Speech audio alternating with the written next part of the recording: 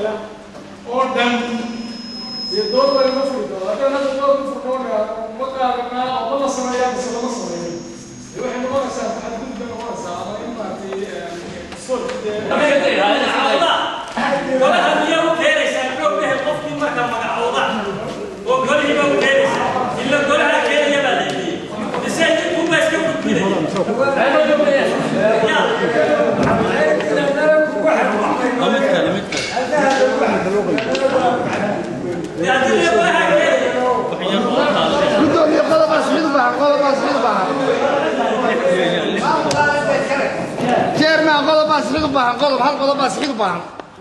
جيرمان ما يتعلم كذا جرين تعال أسحق وحوي حالة تاجن بالي حالة تاجن ما حالة تاجن بس حالة كلية تاجن وشوي دي تصورت هم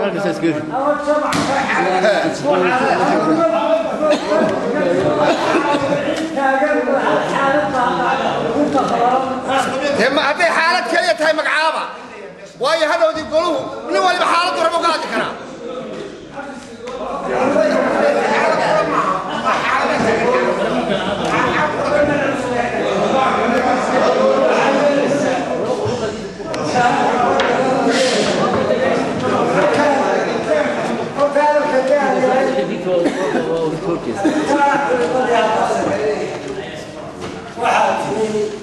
وحي كلام مرقوف الباب مجتمع ما وحيلتها حتى حاله با أريد ينوبالك مقعود تاسع جوتشي وحي كلام كيف محكم مقعود وحي كلام كذلك اللي توكل مركب الدوبة الله الله والله صوبه هذا كي نقدر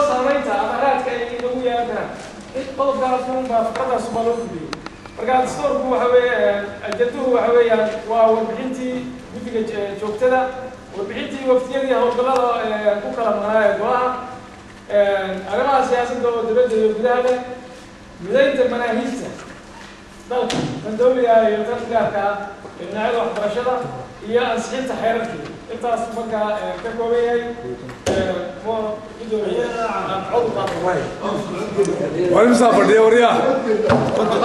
شقد كونتون كونتون بدنا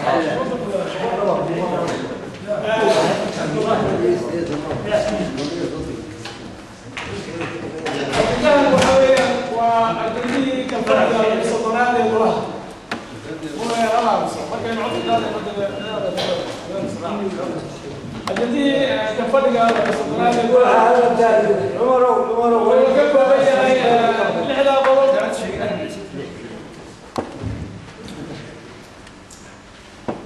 عندي يقول إن سيدي صار لو أنصحيه قعدتها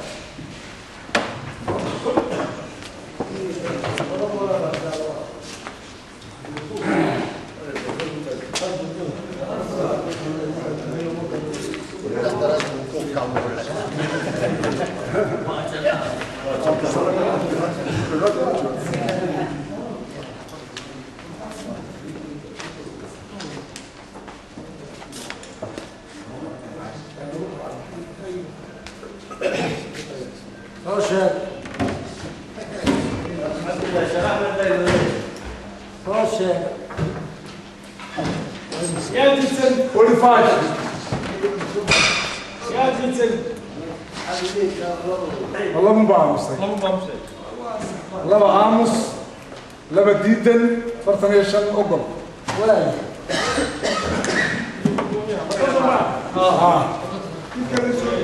وحا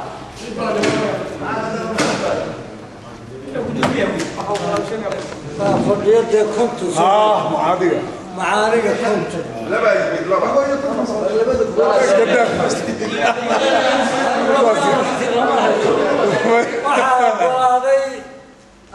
waxaa ajandihii kalfadhiga iyo sodonaad waxaa ogolaaday 45 xildhibaan baa waxaa diiday 2 waxaa aamusay